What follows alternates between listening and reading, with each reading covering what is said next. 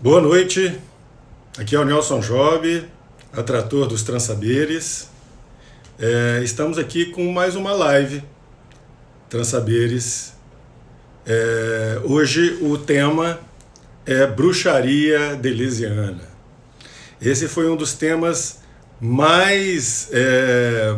Oi, Daisy!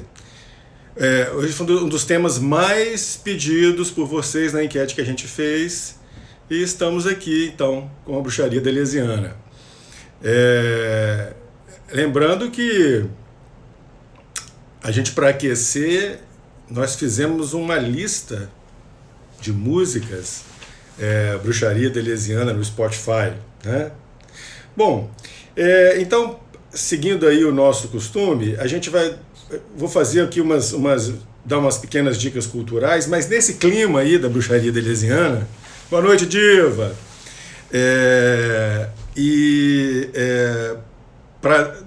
Em seguida a gente entrar diretamente no tema.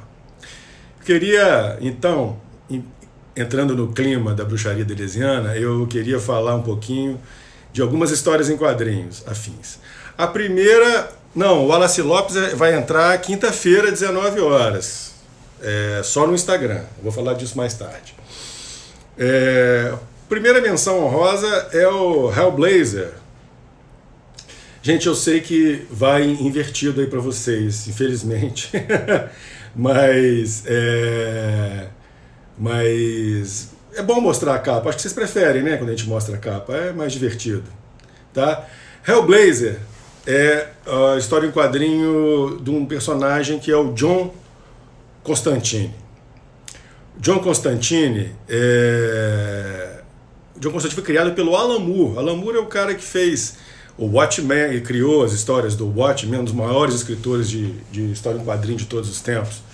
Escreveu Watchmen, V de Vingança, a série mais famosa, o arco mais famoso do Monstro do Pântano, From Hell, do Inferno, várias coisas, uma melhor do que a outra, um dos maiores escritores de história em quadrinho de todos os tempos.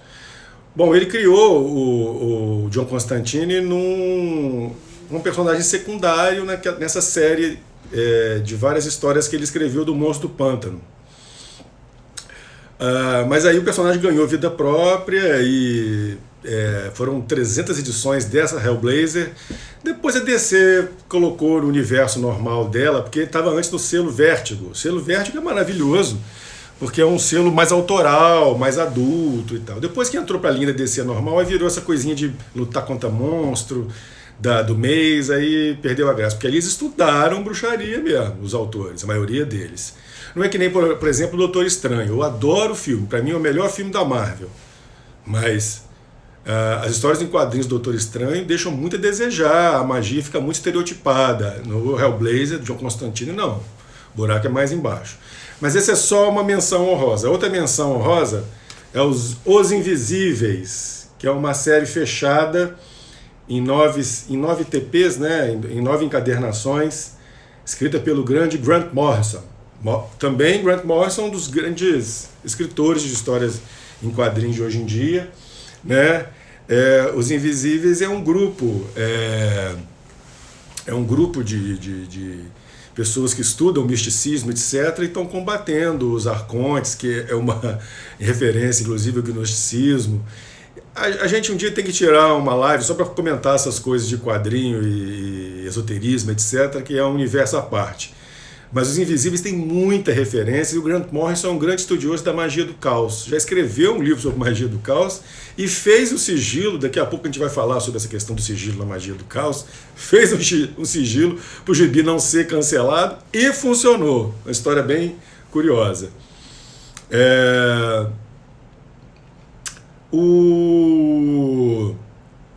Agora eu queria dar mais destaque hoje para Prometeia, que essa é do Alan Moore. Essa foi do Alan Moore mesmo.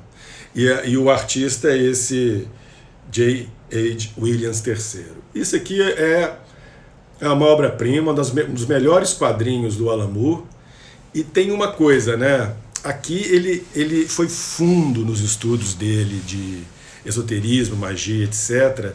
E aí ele trouxe vários detalhes. O Crowder aparece, o Spare aparece, a gente vai falar do Spare daqui a pouco, quando falar da bruxaria deleuziana. Ele faz experimentações narrativas, experimentações estéticas. É muito interessante. Quem entende bem desse assunto é o nosso amigo Carlos Holanda, escreveu uma tese de doutorado sobre o Prometeia. Eu selecionei aqui algumas. A história básica é uma menina que está estudando para a tese dela, a Prometeia, e aí a Prometeia, que habita o imaginário, vai penetrando na vida real. Essa questão de relação do real e imaginário é muito importante para a gente dos transsaberes, né? Vou te mostrar aqui algumas cenas. Ó.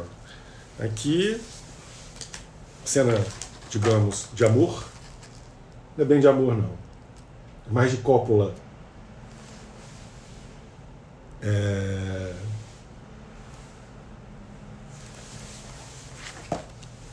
Que já mostra um pouco as experimentações gráficas, né?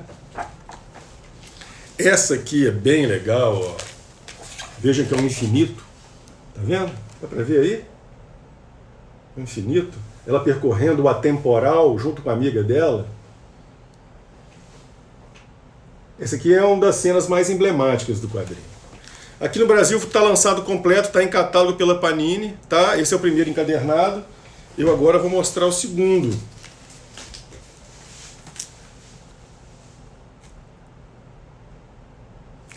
Aí tem essa cena aqui. Claro, né? Claro que vai ter um vórtex na história, óbvio. Então, o vórtex da Prometeia está aqui. Uma espiral, né? E, finalmente, uma árvore de Sefirote cósmica. Ela percorrendo a árvore de Sefirote cósmica. Vou colocar assim, acho que dá para ver melhor, né? Ó. Mas tem muito mais coisas. Aqui é só para vocês terem uma ideia, recomendo. Tá? Quando eu fui apresentar meu trabalho num congresso de esoterismo ocidental lá em Portugal, um dos professores ligado à turma do Hanegraaff, Amsterdã, já vou falar do Hanegraaff mais tarde, indicou esse livro como uma das grandes referências de magia contemporânea. Eu vou indicar outros aqui. Tá, mas em termos assim de história em quadrinho, eu queria chamar a atenção, sobretudo para Prometeia, fazer uma menção honrosa ao Hellblazer e aos Invisíveis. Tá bom? Eu queria também comentar brevemente uma minissérie que estreou ano passado na Itália, no canal RAI, mas que chegou agora no Brasil pela Stars Play, um canal de streaming brasileiro, Tintim.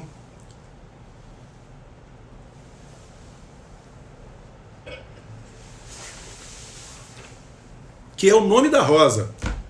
O Nome da Rosa, vocês sabem, é um livro do Umberto Eco, de 1980. Foi transformado em filme pelo Arnaud em 86. Só que o filme foca na questão dos crimes, porque na verdade a história trata de um frade franciscano que vai investigar crimes de serial killer num mosteiro na Idade Média, século XIII, mais ou menos, se eu não me engano. O filme foca nisso. Mas a minissérie são 8 episódios, é produzida e protagonizada pelo John Turturro, esse ator maravilhoso, norte-americano, né?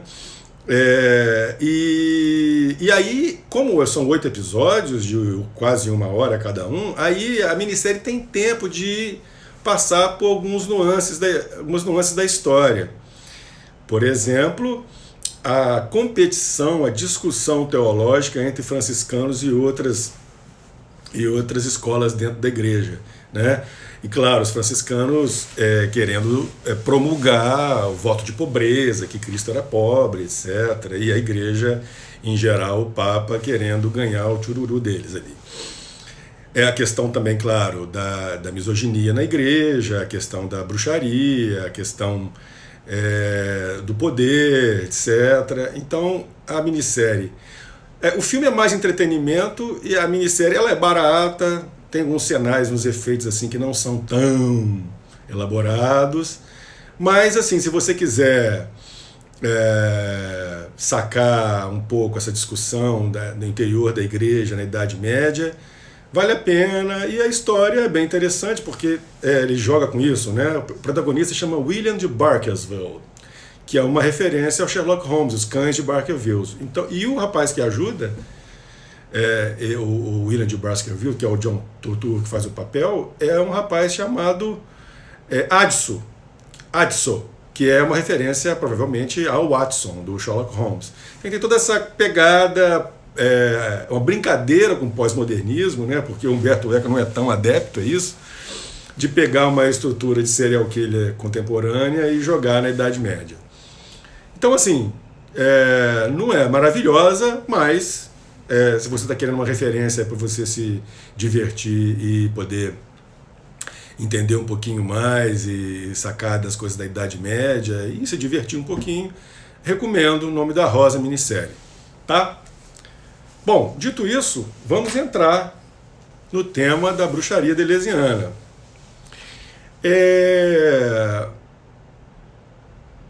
A primeira coisa que a gente tem que investigar é, de fato, lá na obra do Deleuze. O que o Deleuze fala disso, né? Porque nós vamos aqui pegar o que tem de esoterismo, espiritualidade, sobretudo bruxaria, na obra do Deleuze e Guattari.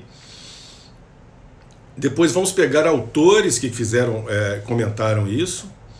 E depois vamos trazer a contribuição nossa mesmo, tá?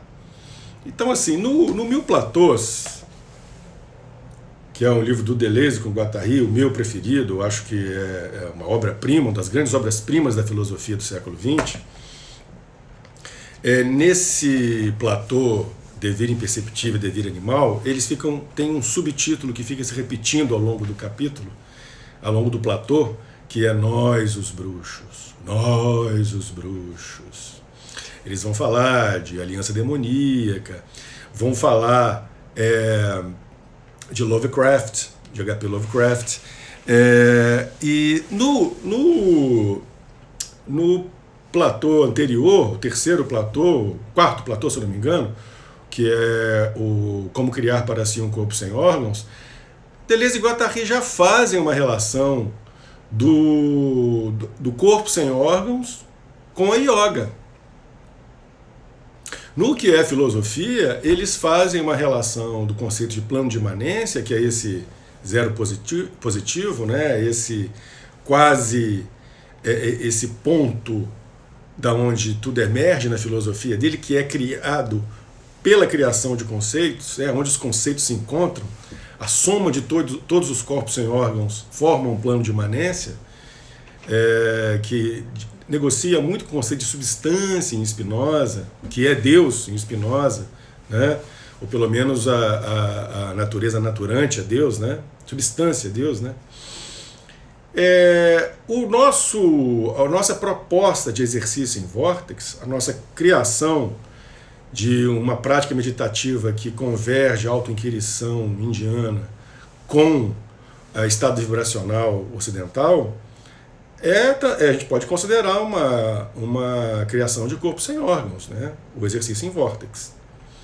Bom, mas voltando ali ao Devir Imperceptível, Devir Animal, eles vão citar o que eles falam que é a obra-prima do Lovecraft, e eu concordo. Ele também é o meu preferido, Lovecraft, que é o conto Atravessando os Portais da Chave de Prata, é isso? Através dos Portais da Chave de Prata. Ele escreveu junto com outro autor, mas a série da Chave de Prata, de vários contos baseados na questão da Chave de Prata, que é uma chave que abre portais. Você encontra aqui no Brasil, nessa coletânea aqui. Essa coletânea é bem boa. A editora Martin Claret tem o hábito de não traduzir tão bem, mas essa coletânea está boa, bem abrangente, tem vários contos, e vários dos principais contos do Lovecraft você encontra aqui, inclusive através dos portais da Chave de Prata. E esse conto é protagonizado pelo Randolph Carter, que é considerado um alter ego do Lovecraft, né? Então é um cara que ele vai atravessando portais, e à medida que ele vai atravessando portais, ele vai se desreferencializando. Ele vai deixando de ser humano, ele vai adquirindo um estatuto cósmico, até ele chegar numa espécie de nada. Quando ele está quase chegando no último portal, quando ele se avizinha do último portal, ele dá para trás e quer voltar. Aí volta, mas volta meio esquisito, meio modificado. Isso é bem Lovecraft, né? Lovecraft, essas questões cósmicas aparecem no viés de terror, terror cósmico, né? Cosmicidade. E provavelmente, como o Houellebecq gosta de colocar, e outros autores gostam de colocar, isso tem um pouco a ver com o fato dele ser muito conservador e ser até racista, né? Apesar de que isso vai melhorando ao longo do tempo. Ele deixa de ser um pouco racista, tem uma experiência em Nova York, etc.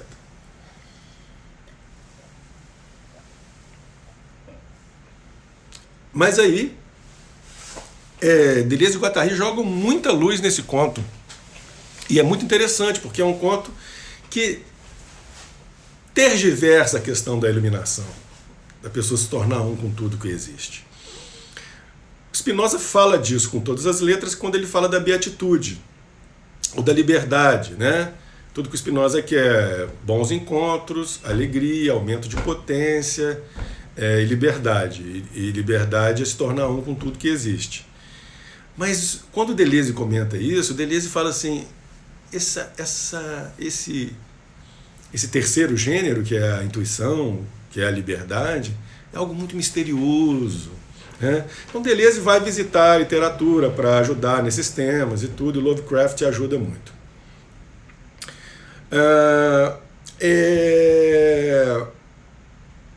Um outro autor que Deleuze cita na obra dele, que é de fato uma obra sobre bruxaria, é a Erva do Diabo, né? Do Castanheda. Ele chega a citar outros livros do Castanheda também. Mas a questão aqui do Castanheda, o Castanheda, vocês sabem, né, ele escreveu uma série de livros sobre a relação dele com Dom Juan, que era um bruxo mexicano. E na digamos assim, cosmologia do Dom Juan, ele divide o cosmos em tonal e nagual. Tonal, esse mundo físico nosso aqui, e nagual, o mundo espiritual.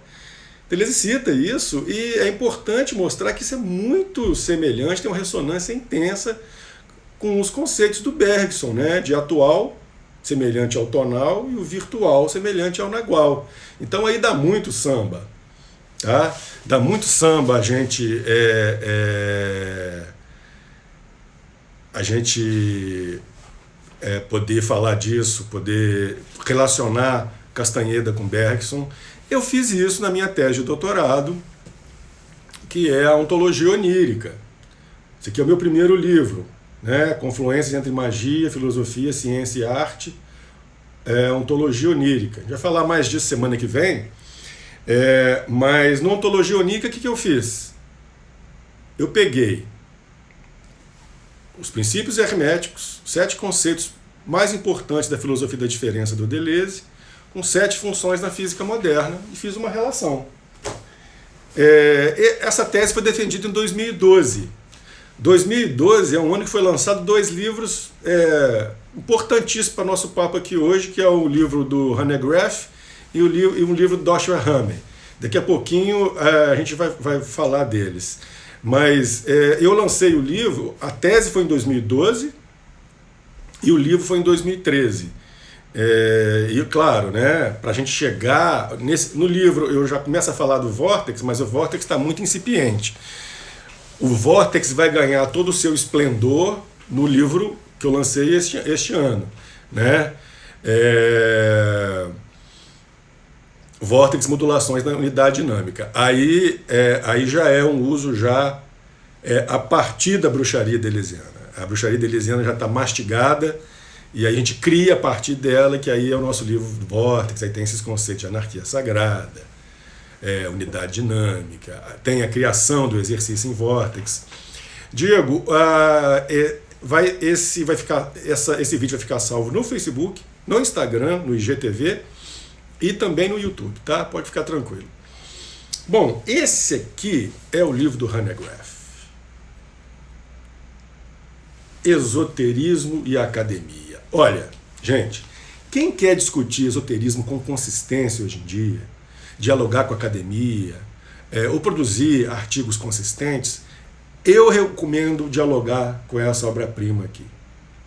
O Hanegraaff é o principal, ele é historiador lá ele tem uma universidade, ele coordena um grupo de pesquisa lá em Amsterdã, na Universidade de Amsterdã, e é o trabalho mais rigoroso que a gente tem na academia sobre esoterismo. Ele vai pegar tudo que é de mais relevante, vai juntar, ele tem outras coletâneas, eu vou mostrar aqui uma coletânea que ele participa, tem outros livros, tem vários artigos, tem 2 artigos em português, infelizmente não tem nenhum livro em português, que é um absurdo, mas assim, se vocês querem entrar nesse tema com consistência, dialogar com a filosofia e tal, ele não fala em Deleuze, ele cita brevemente o David Hume, mas é de uma consistência, de um rigor, coisa maravilhosa, tá?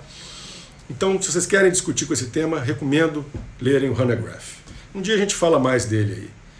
Agora, vamos então. Tem um detalhe mais importante também, porque, por exemplo, em relação ao Deleuze ainda, o Deleuze, no que é filosofia, ele vai dizer com todas as letras, pensar é pegar a linha de fuga do voo das bruxas. Ele fala disso no que é filosofia. Agora, no verbete rizoma, que está no final do Mil Platôs, ele vai falar que a bruxaria é a que tem a pragmática na multiplicidade virtual.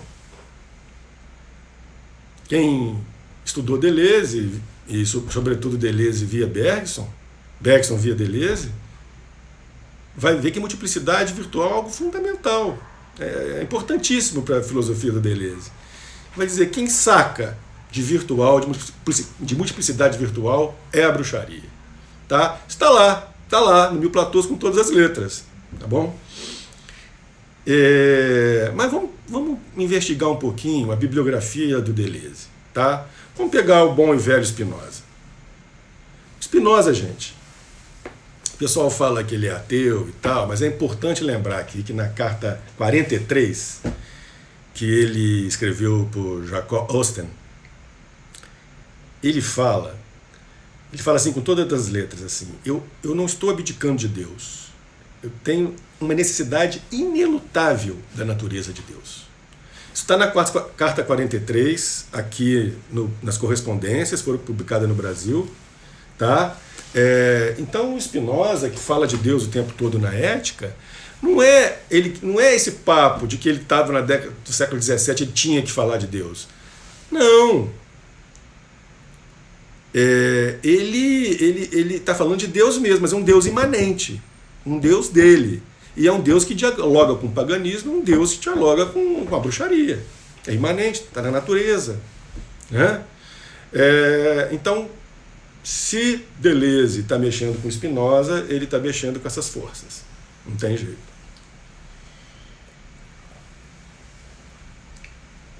É claro que a filosofia contemporânea vai dar uma avacalhada nos estudos do Spinoza, vai dar uma racionalizada, uma secularizada, né?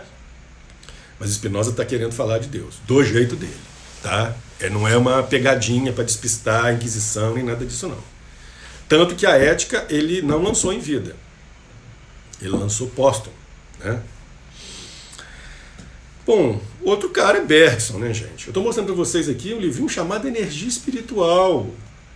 A Energia Espiritual. Isso aqui é uma coletânea de artigos do Bergson, com esse nome. Sabe o que ele trata aqui? Ele tem uma palestra para um grupo de parapsicologia, e ele fala que fantasma para ele é quando uma pessoa um virtual de uma pessoa encontra com o virtual de outro. Então você tem a sua memória cósmica aí, entra em contato com a memória cósmica minha, você vê a imagem da minha avó, e a minha avó aparece como fantasma para você. É um pouco isso, resumindo de uma forma dramática. Né? Bergson fala isso com todas as letras. Né? A visão dele de que é fantasma, a relação de virtuais. Outra coisa que o Bergson fala é que ele legitima a telepatia. Está aqui nessa energia espiritual, para quem quiser ler. Tá? Ele legitima o conceito de telepatia, ele fala que telepatia existe. Óbvio, um cara que está falando do campo relacional entre sujeito e objeto, que não tem separação entre sujeito e objeto, é claro que ele vai legitimar a telepatia, gente. Na verdade, a telepatia deixa de ser algo normal, porque ao longo da história do Ocidente a gente foi atomizando demais o sujeito, perdendo as referências. Olha, o Leibniz, eu não sei o quanto que ele aprofundou nesses temas, mas o conceito de mônada, ele faz parte da tradição esotérica, né? Então é possível que o Leibniz tenha bebido ali. Pitágoras falava de mônada, Pitágoras era um cara que tinha era um iniciado, né? Então provavelmente o Leibniz tem um pouco a ver com isso também. Mas a gente pode falar com mais consistência desses autores, né?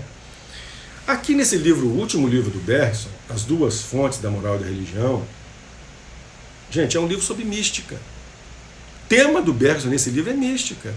Sabe como é que ele termina o livro? Vou ler para vocês. A última frase do livro, a última frase da obra de Bergson. Qual é? A função essencial do universo, que é uma máquina de fazer deuses. Vou ler de novo, tá? É a última frase que o Bergson escreveu no último livro dele.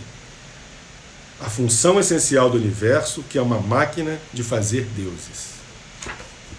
E aí termina a obra do Bergson. E essa frase reaparece, é citada no que é Filosofia, de Deleuze e Guattari. Isso é bem interessante, tá? Por quê?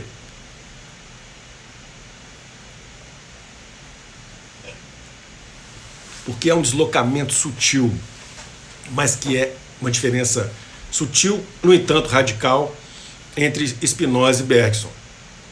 Em Spinoza, Deus, a natureza naturante, a substância, é imutável. Em Bergson, não. Bergson escreve um texto que está no Pensamento e o Movente, A Percepção da Mudança, que é o meu texto preferido dele. Ele vai dizer com todas as letras: não há suporte para o devir, para a mudança. Não há suporte para a mudança. Então, no bergsonismo não existe imutável. Tudo muda radicalmente. Se em Spinoza a gente tem uma base imutável que é Deus, e os devires estão nos modos de expressão de Deus no mundo. Oi, Pri, um beijo.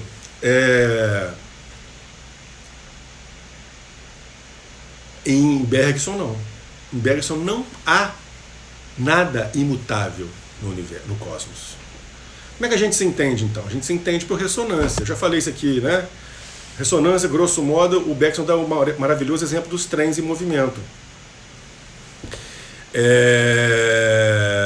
Um trem está indo, digamos, para ponto A e outro trem está indo para o ponto B. Mas se eles vão na mesma distância, na mesma direção, na mesma velocidade, um passageiro do trem A vai ter a impressão que o passageiro do trem B estão parados. Isso é ressonância. Isso é fazer movimentos em ressonância. E dá a impressão que está parado, mas os dois estão em movimento. Então vocês estão vendo a parede aqui do fundo paradinha porque ela está num devir mais lento em conjuntura com o nosso. Por exemplo, o devir da montanha é mais lento que o nosso. O devir da luz é bem mais rápido que o nosso, né? Então as ressonâncias variam. É por isso que a gente consegue se entender num cosmos que tudo muda o tempo todo, porque existem ressonâncias. Então quando ele fala, Bergson fala, universo, essa máquina de produzir deuses, como é que eu entendo isso? Eu entendo assim: quando você atinge um patamar de percepção cósmica absoluta, o que digamos que alguns orientais chamam de iluminação, você se torna Deus, e você se torna Deus, você acrescenta, traz novidade a Deus. Você traz novidades ao cosmos. E aí, nesse sentido, Deus muda, porque você ganhou uma amplitude. Então, quando você emerge no mundo e traz novidades, você está trazendo novidade para Deus também. Mas aí Bergson demorou para escrever isso, né? E depois que ele escreveu esse livro, As Duas Fontes da Moral da Religião, aí ele teve coragem de publicar essa coletânea de artigo, que é a percepção, é o pensamento imovente, que tem essa ideia de que não há suporte para o devir, né? Então você vai percebendo aí as estratégias.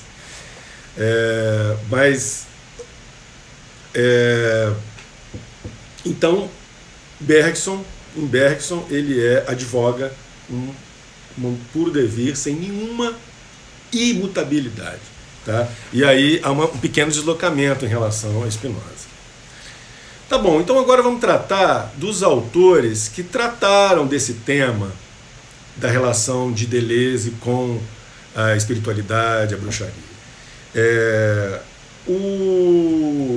Um cara que fez um trabalho fundamental é um inglês, gente boa, já falei com ele pela internet, que é o Joshua Hamey, escreveu esse livro aqui, The Hermetic Deleuze, filósofo inglês. Na época que eu escrevi o Ontologia Onírica, eu não tive acesso a esse livro. Quando eu estava defendendo, ele estava lançando o livro. Então eu não citei no Ontologia Onírica, mas citei em meus artigos de bruxaria deleuziana. Eu já escrevi um, está disponível no blog, tá? Conjurando uma bruxaria deleuziana, está lá no Cosmos e Consciência, está no Academia também, está em inglês também. No Academia em inglês, em português, e só em inglês tem no meu blog em inglês, o Oniric Ontology. Tá? Depois, se quiser, eu posso passar os links para vocês. Mas aí depois eu usei nesses artigos. O que o Joshua Hamey faz aqui é fazer justamente essa leitura dos autores que o Deleuze cita. E aí vai falar, tá citando Bergson, espiritualista. Spinoza, está falando de Deus. Plotino, está citando Nicolau de Cusa. Porque assim, Nicolau de Cusa, não teria Nicolau de Cusa, não teria Spinoza sem Nicolau de Cusa, né? Porque o Nicolau de Cusa ele fala que Deus é o mundo implicado e o mundo é Deus explicado. Daí que nasce essa coisa do Spinoza, de que os modos de expressão de Deus, que é o mundo aí que é perceptível, e essa relação, né, da natureza naturante, Deus, e natureza naturada, os modos de expressão de Deus. Então está lá Nicolau de Cusa, que é um cara também que tem tudo a ver com Giordano Bruno. Giordano Bruno, o Deleuze cita muito pouco, mas o Giordano Bruno é outro autor importantíssimo, né? Aqui está uma edição traduzida pelo nosso querido Luiz Carlos Bombassaro, que está publicando as obras italianas do Giordano Bruno integralmente aqui no Brasil. Esse aqui é A Causa, o Princípio e o Uno. Esse aqui é o livro que o Spinoza decorou, tá? Porque essa ideia de que Deus é natureza, que o universo é infinito, isso já estava lá no Giordano Bruno. Giordano Bruno que saiu com esse papo, que o universo é infinito. E que ele era imanente a Deus.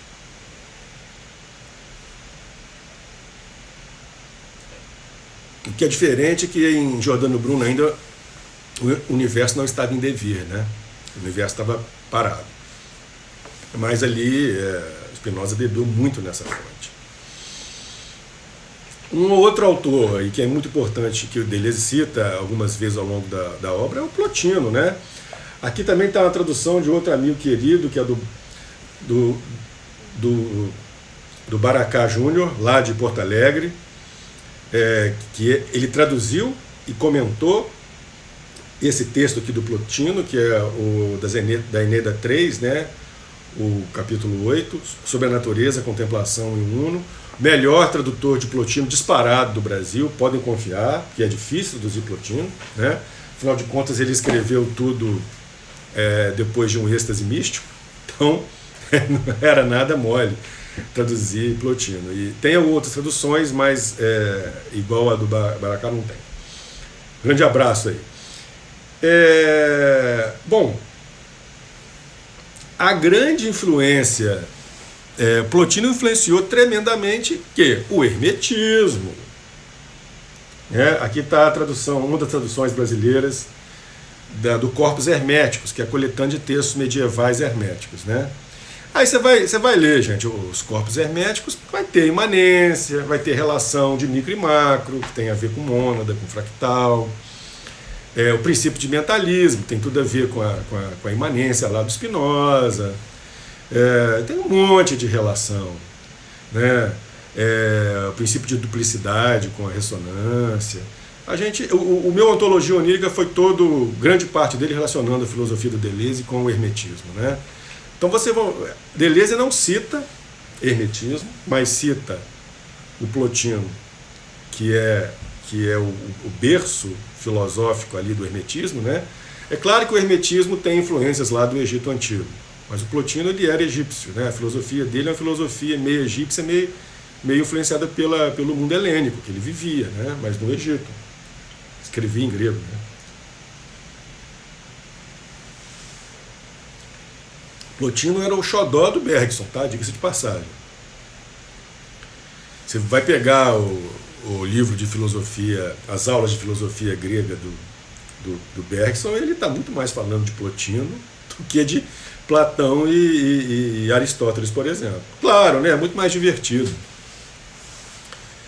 A questão do uno, do belo, já falei de Plotino aqui. Uma turma sensacional de bruxaria deleuziana. Não, olha só, essas citações estão todas no meu artigo, Conjurando uma Bruxaria Deleuziana, Heloísa. Vocês podem pegar lá no artigo, está tudo lá.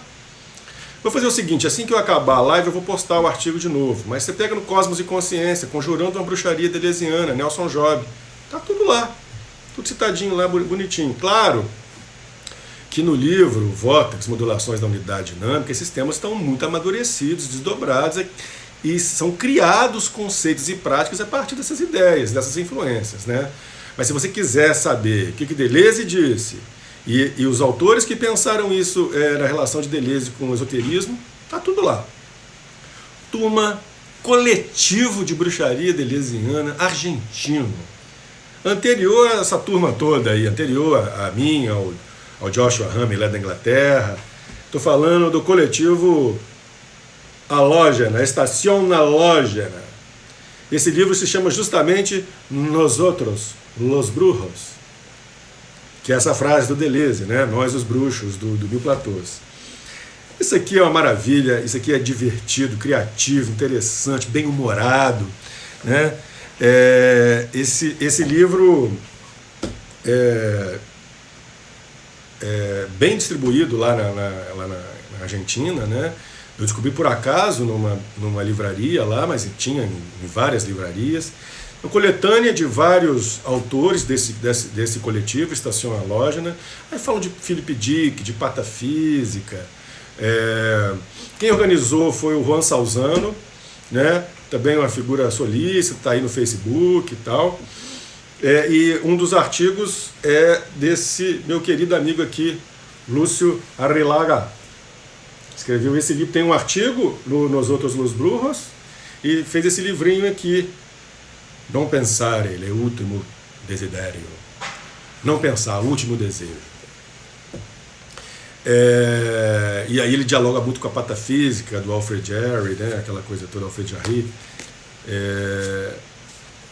E aqui tem a primeira vez que eu vi alguns autores tratarem dessa relação da filosofia do Deleuze com o esoterismo. Assim.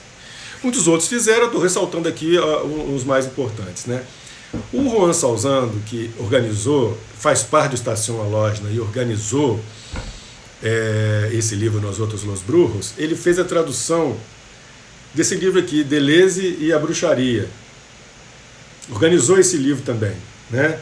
Esse livro, na verdade, é a junção de um trecho de livro do Mark Fisher e um texto que esse eu cito na Ontologia Onírica, que é um texto mais antigo, 2011, se eu não me engano, do Matt Lee, que também é um filósofo inglês.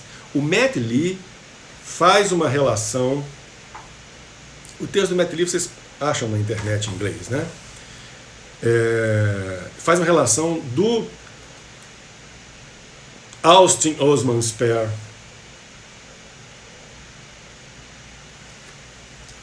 com a filosofia do Deleuze. Ele vai dizer que o Sper cria um tipo de magia. O Sper, ele é um bruxo virado do século XIX para o XX, conheceu o Aleister Crowley, era artista plástico, o Crowley foi na exposição dele, né? Nesse livro dele aqui tem alguns desenhos.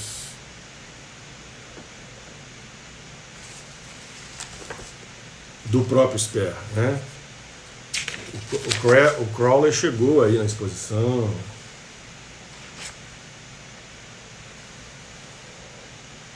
Chegou na exposição dele e tal, tiveram uma troca lá.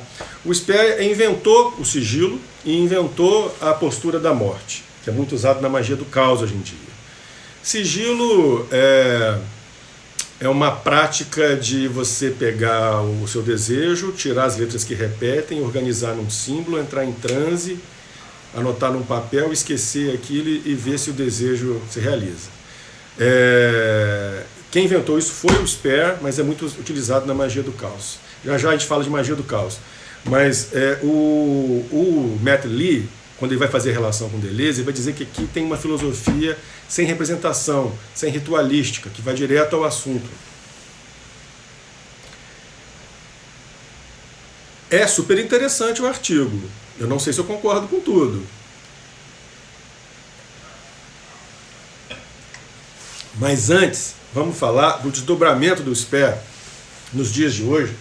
Na década de 70, foi lançado, emergiu, né, a magia do caos. Um dos principais autores é esse aqui, Peter Carroll. Esse aqui é uma edição brasileira dos dois primeiros livros dele, são bem legais, Liber Nu e Psiconauta. Publicado aqui no Brasil pela editora Penumbra. Uma edição boa, bem traduzida, cuidada, direitinho.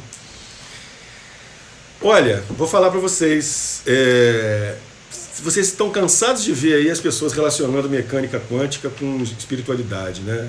E praticamente todo mundo fala um bando de besteira. Fica lendo Capra, fica lendo Goswami, que são autores que eu não acho muito interessantes. O Capra assume que o que ele escreveu no tal da física está errado, ele assume isso. Você pode olhar no Roda Viva aqui no Brasil que ele fala isso. Mas o Peter Carroll é físico de formação. Ele tem um modelo de cosmologia científico, consistente. Que eu prefiro, claro, do Mário Novello, que o Mário Novello é um universo que contrai e expande, ele respira, como Shiva, né? O universo do Carroll, que é baseado inclusive em Vortex, apesar de ser baseado em Vortex, eu não uso porque é um universo estático, tem a ver lá com o papo do Giordano Bruno, dessa turma toda lá. Ele vai gostar muito lá do Null, Liber Caos, aquelas coisas medievais, vai beber nessas fontes, aí é um universo estático. Mas assim, as relações que ele faz de bruxaria e mecânica quântica são consistentes, coisa raríssima. Quem na espiritualidade, o único outro que eu conheço que faz isso é o JJ Hurtak, a chave de Enoch. Ali tem uma relação também de cosmologia, mecânica quântica e espiritualidade boa. O resto, cá entre nós, acho muito fraco. As pessoas não entendem de mecânica quântica, ficam falando besteiras aí, né? Eu estou falando isso porque, né, eu fui orientado no doutorado, no mestrado, no pós-doutorado por um físico. Estou dialogando o tempo todo na Cosmos de Contexto com um cosmólogo, dialogo com físicos aí o tempo todo. E, gente, o negócio não é assim, não. Você vai mexer com mecânica quântica, você tem que suar a camisa, cara. Mas ele é físico e bruxo, fez o trabalho direitinho. O que corrobora um pouco, ele fala, o Matt Lee fala mais do Sper, fala pouco de magia do caos, mas o que corroboraria ele é esse livro do Peter Carroll, de Apophenion. Ele não cita o Deleuze, mas ele cita também com consistência quem? Spinoza, Leibniz e Whitehead.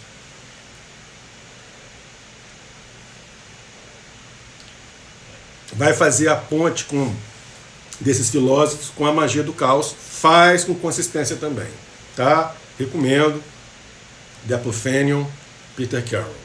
Esse aqui não tem em português. Agora, o nosso amigo Colin Duggan, que participa dessa coletânea aqui, Esoterismo Contemporâneo, que é dessa turma lá de Amsterdã, fodona, que estuda bem esoterismo na academia, ele fala uma coisa que eu tendo a concordar, tá? Ele fala que a magia do caos é uma espécie de psicologização da magia. Colin Dungan tem um artigo aqui acadêmico sobre isso. Quem quiser, recomendo, tá? Eu vou citar esse artigo, esse artigo está citado no meu novo artigo sobre magia, sobre bruxaria deleuziana, que deve sair mês que vem.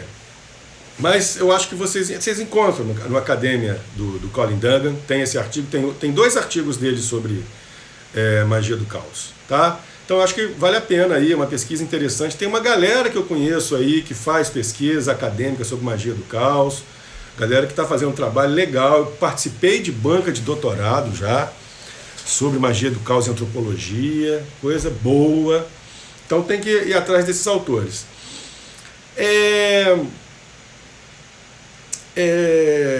Tem esse livrinho também da Penumbra, que a Penumbra editou aqui no Brasil, Bruxaria Apocalíptica. Peter Gray. Esse livro é bem legal porque vai relacionar a bruxaria com a questão de ecologia, com a questão de sustentabilidade, que tem tudo a ver com o paganismo, tem tudo a ver da relação que nós somos na natureza, somos um com a natureza, né? Então isso está presente lá nesse livro, e ele vai dizer aqui, com todas as palavras, que a bruxaria é rizomática. Ora, rizoma, talvez o conceito mais importante de Deleuze e Guattari, rizoma é esse conceito que todo ponto se conecta a qualquer outro, né? E está tudo relacionado. Agora, vale uma pequena nota de rodapé aqui, que eu prefiro o rizoma recauchutado pelo Tim Ingold, o antropólogo. Porque o Deleuze e o Guattari vão pegar de empréstimo para o conceito uma imagem da botânica, o conceito da botânica, que é o rizoma. E o rizoma, na verdade, a bananeira é um rizoma, né? A banana não é uma fruta, sinto dizer, para quem não sabe, aqueles pontinhos não são sementes. Mas, Heloísa, depois a gente faz uma live só sobre mecânica quântica e espiritualidade. A gente vai conversar sobre isso com calma. Aqui não dá para desenvolver isso não, mas eu prometo que em breve a gente faz, né? Vamos fazer semana que vem, então? Vamos fazer. Semana que vem a gente fala, então, de mecânica quântica e espiritualidade. Com consistência. Tá? Vamos tocar esse barco aí. Vamos falar de consciência quântica do Penrose. Vamos falar das bases da mecânica quântica. O Wolfgang Pauli, que fez a análise com Jung. Vamos falar disso.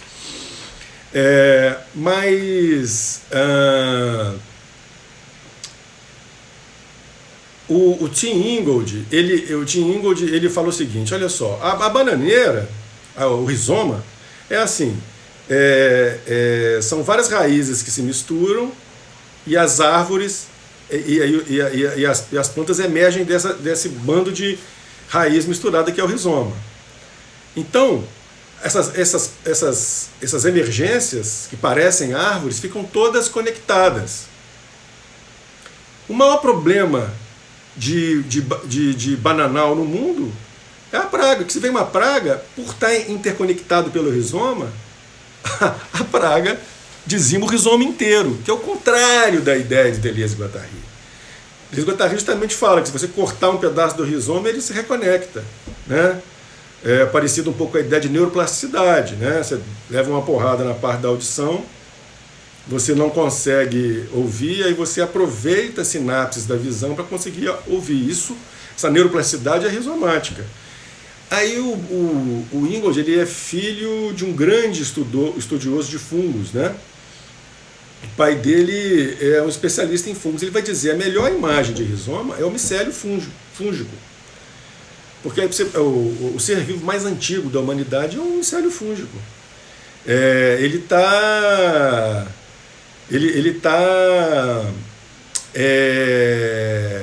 lá num pântano nos Estados Unidos. Milhões de anos. micélio fúngico. O micélio fúngico, você corta um pedaço, ele continua existindo, né? E ele vai se replicando por aí. Então eu concordo com o Ingold, a melhor imagem do conceito de rizoma não é o rizoma da botânica, é o micélio fúngico. Também tem um texto só sobre isso, a gente vai fazer um dia também uma live só sobre a relação do Tim Ingold com Deleuze, tá? Que é um tema que eu adoro, eu acho o Ingold um dos maiores autores vivos, vamos falar disso aí. Então tá recomendado aí o Bruxaria Apocalíptica do Peter Gray, tá? Tá publicado no Brasil. E aqui uma autora, menção honrosa, uma autora que não cita exatamente Deleuze nesse livro, mas é um livro que trata de bruxaria num campo semântico deleuziano, é o Caliban e a Bruxa, da Silvia Federici, filósofa italiana. Uma tradução linda, né? Feita por um coletivo feminista aqui no Brasil, né? Edição linda, muito bem feita, muito bem traduzida, com essas imagens aqui ótimas, né?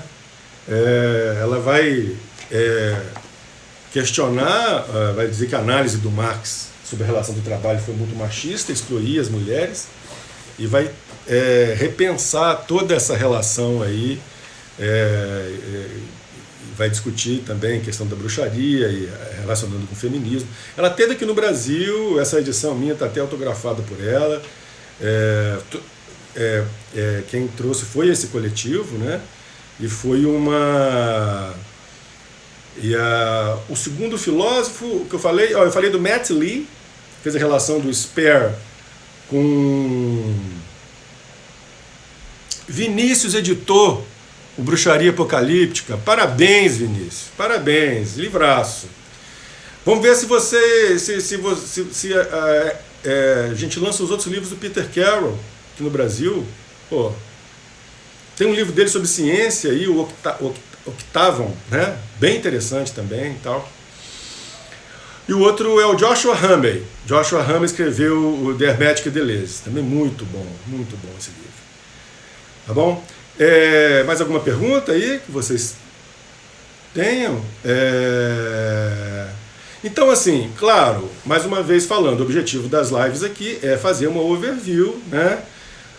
No nosso curso, o Vórtex, Vibrações na Filosofia, Ciência e Mística, nós vamos abordar esse assunto com muito mais abrangência, com muito mais profundidade. Na verdade, o Vórtex é uma emergência da bruxaria deleuziana, uma criação a partir da bruxaria deleuziana. E ótimo, maravilha, Vinícius. E assim, claro, os transsaberes é um ato mágico deleuziano, digamos assim, né? E o exercício em vórtex é uma prática mágica mística, né? Você trabalha com energias, você expande consciência. Então, isso vai ser tratado no curso. O curso começa, o grupo de estudo começa segunda-feira, tá, gente?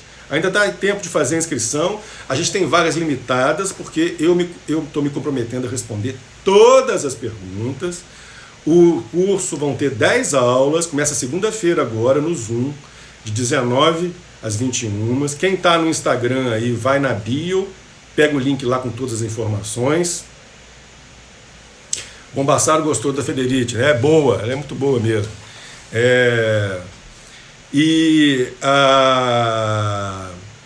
Bombassaro, vamos combinar de fazer uma live sobre Giordano Bruno e etc, hein? Vamos combinar de fazer, mas você vai ter que entrar no Instagram. Bombassaro é um amigo querido aí, entende pra caramba desses assuntos todos aí. Vão ser 10 encontros, o tema vai ser o meu livro, então a gente vai discutir isso, transsaberes, unidade dinâmica, vórtice, anarquia sagrada, e vai discutir isso tudo que a gente falou aqui hoje. A interface de filosofia com a mística, e, claro, a ciência. O vórtex habita a interface disso tudo, antes desses saberes se separarem, né? Nosso papo é todo esse. Eu quero... Bom, o curso, então, ele pode ser adquirido pelo Simpla em cartão ou por depósito bancário. Quem está no Facebook é só pegar as postagens aí anteriores, que tem as informações também. Vamos combinar. Que tem as informações sobre o curso, tá bom? A gente começa segunda-feira agora, tá? São 10 encontros, você pode dividir no cartão 12 vezes, ok? Ou podem fazer depósito bancário. Eu quero convidar vocês para a live de quinta-feira. A live de quinta-feira vai ser com o nosso querido Wallace Lopes, espaçólogo. O Wallace ele advoga muito aqui no Brasil sobre a questão da espaçologia. Então a gente vai conversar autores que são importantíssimos para a gente, como por exemplo a Doreen Macy, né? A questão de espaço no Vortex é quase toda devedora a Doreen Macy, né? A gente vai conversar um pouquinho sobre isso. Vai conversar um pouquinho também sobre Cartola, porque ele é especialista aí na... Oi, Mônica. Especialista na discussão acadêmica sobre o Cartola também. A gente fez um teaser hoje no Instagram, ele já falou um pouquinho do Cartola, foi muito bonito. O Dervi Rosa do Cartola. Então espero vocês quinta-feira só no Instagram, na live quinta-feira, 19 horas, no @transaberes, tá? Depois esse vídeo vem aqui pro Facebook e vai pro YouTube também, mas ao vivo é só lá no Instagram.